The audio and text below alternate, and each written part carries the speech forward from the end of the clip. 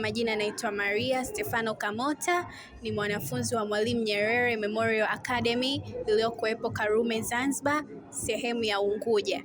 Mimi ni mbunifu na nimebuni ubunifu huu unaoitwa Smart Irrigation System. Kwa Kiswahili ni mfumo ambao unatumia teknolojia ya kisayansi kusambaza maji kwa njia ya sensa ya udongo na ya mvua. Kwa nini ubunifu huu umeundwa? Umeundwa kwa sababu ya kwanza, mkulima yoyote yule ambaye anataka kulima akitumia ubunifu huu hatakuwa na haja ya kwenda kumwagilia kila mara. Umwagiliaji unakuwa unafanyika wenyewe automatically. Pili, kwa nini ubunifu huu nimeuunda? Nimeuunda kwa sababu ya kwanza, mtu ambaye anahitaji kulima alafu yeye sio mkulima, kwa mfano mfanyabiashara, mwalimu, mtendaji, mtu yoyote wa aina yoyote akahitaji kuwa na kilimo pembeni, haitokuwa gharama kwa sababu ubunifu huu utamsaidia kuwezesha kazi zake haraka.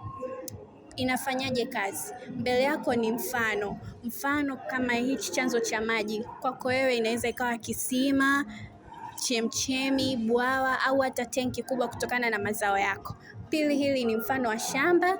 Unaweza ukawa na shamba lolote la aina yoyote ya zao kutokana na mkoa uliokuwepo wewe. Inafanyaje kazi? Inafanya kazi kwa kutumia kihisi udongo na kihisi mvua. Kihisi udongo inafanya kazi pale ambapo udongo wako ukiwa mkavu, maji yanajifungua automatically. Ninavyosema automatically inamaanisha yanajifungua yenyewe kutoka kwenye chanzo chako cha maji. Kwa mfano, hichi ndio kinakuwa chanzo chako cha maji. Udongo ukiwa mkavu, kihisi chako cha udongo kinajifungua chenyewe kwenye maji na kinapitisha maji kwenye shamba lako. Pili, udongo wako ukiwa unyevunyevu, maji hayatojifungua. Inamaanisha maji yanajisave karibia 40% na 60% kwenye chanzo chako.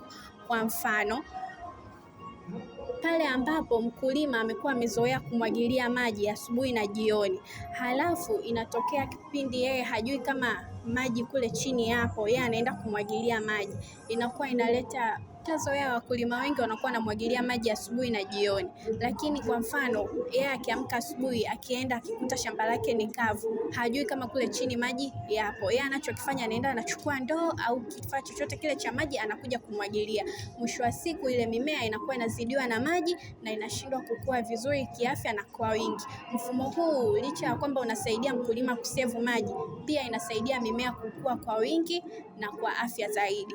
Kifaa cha pili ambacho kimetumika kwa ajili ya ubunifu huu ni kihisi mvua. Kihisi mvua inafanya kazi pale ambapo kwa mfano chanzo cha maji kilikuwa kinapitisha maji kwenye shamba lake, alafu kiasi cha mvua kikadondokea kwenye hilo tone ambalo ndo hii hapa.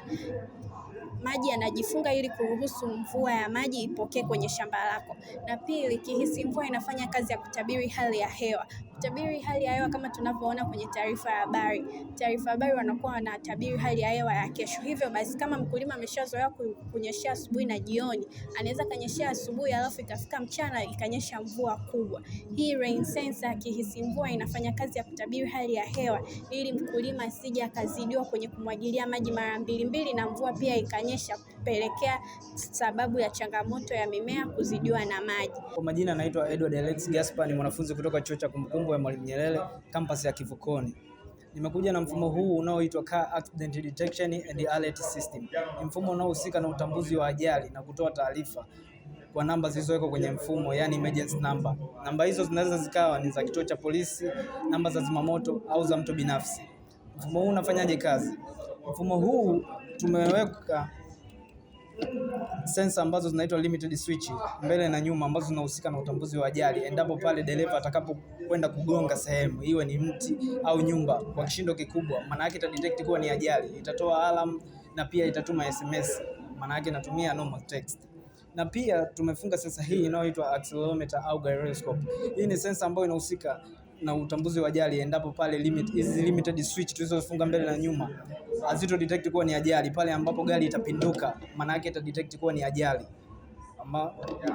Na pia itakapokaa gari ambayo ikikaa usawa kama huu, maana yake imedetect hiyo ni ajali. Hakuna gari inatembea kama hivi. Na pia kuna hii button ambayo inaitwa cancellation button. Button kwa ajili ya kurestart mfumo. Sawa, gari yetu, mfumo wetu umedetect kuwa ni ajali imetokea, lakini mimi kama dereva nipo salama, sitaki itume message. Maana yake nitabonyeza hapa, nitakuwa nimecancel. Maana yake hiyo message haitoenda. Na pia mfumo huu unakuwa umefungwa baadhi ya vifaa ambavyo vinahusika na kutuma meseji kama GSM. Kuna GSM module ambayo ni kifaa ambacho kinapachukua line ambayo inahusika na kwa ajili ya communication. Na pia unaweza kujiuliza, kuna sehemu tunatembea inakuwa ni changamoto ya mtandao. Kuna changamoto sana ya mtandao. Kwa kulitambua hilo, mfumo gari hili linakuwa limefungwa kifaa kinachoitwa GSM antenna ambayo inahusika na kuboost network signal. Na pia kuna GPS, maana yake hii gari inakuwa imefungwa GPS kwa ajili ya kuonyesha exact location. Maana yake inapokutokea SMS, inapoenda sehemu husika, inapotumwa inakuja na linki kama hivi, itakuja inaonekana hivi. Maana yake hapo ukifungua itakupeleka moja kwa moja Google Map na kuonyesha exact location wapi ajali hii ilipotokea. Maana yake kama mimi hapa nilipo inanionyesha nipo Sabasaba, maana yake ndo ajali yetu ilipotokea.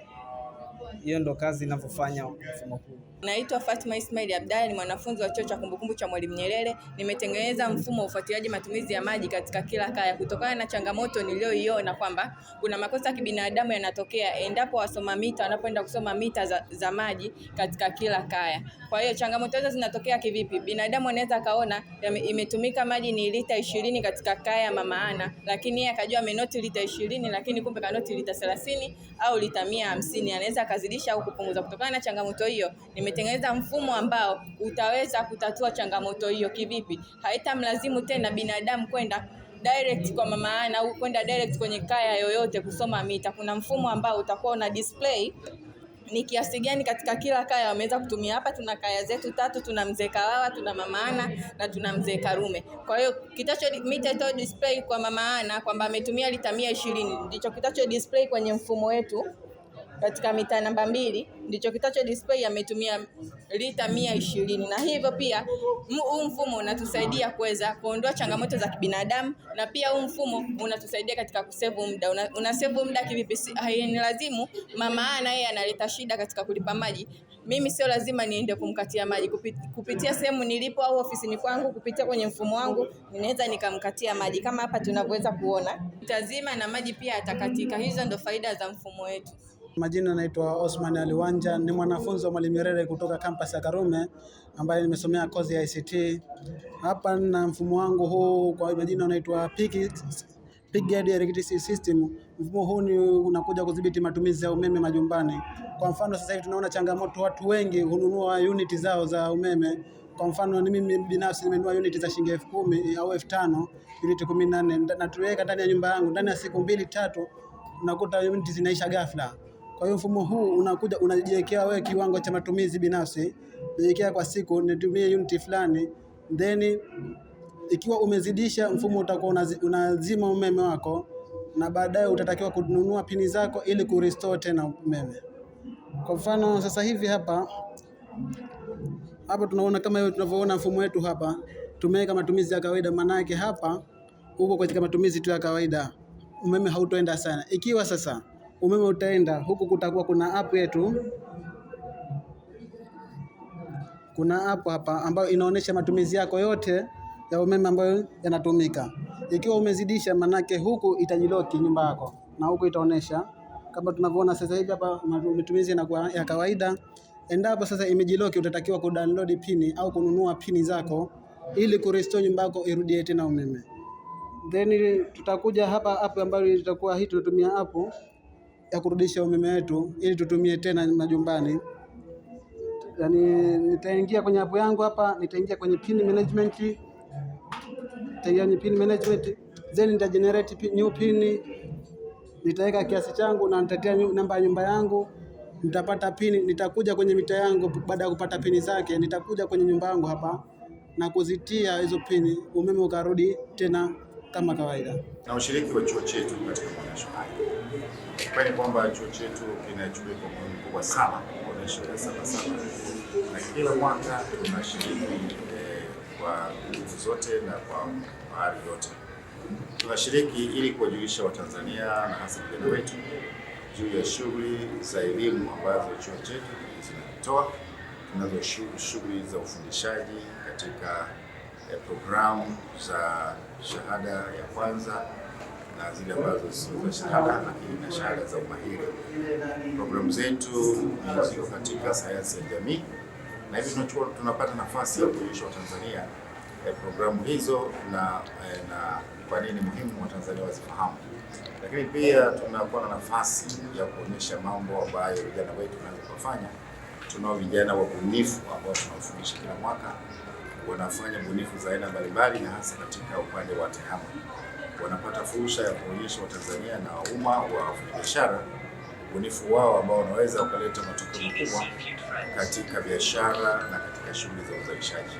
Vijana wetu na ubunifu zao nzuri sana, na kila mwaka tunajisikia fahari kuleta bunifu zao ili waweze kupata fursa ya kuunganishwa na biashara ambao wanaweza kuziunganisha na kufanya zitumike kwa zaidi. Lakini katika maonyesho haya tunapata fursa ya kueleza vijana wanaotaka kujiunga na chuo chetu. Tunafanya udahili wa moja kwa moja, vijana wanapata nafasi ya kusaidiwa ili kudahiliwa katika programu za cheti, diploma, degree ya kwanza na hata programu za masters. Kwa hiyo usaidizi huu unafanyika katika siku zote 13 za maonyesho.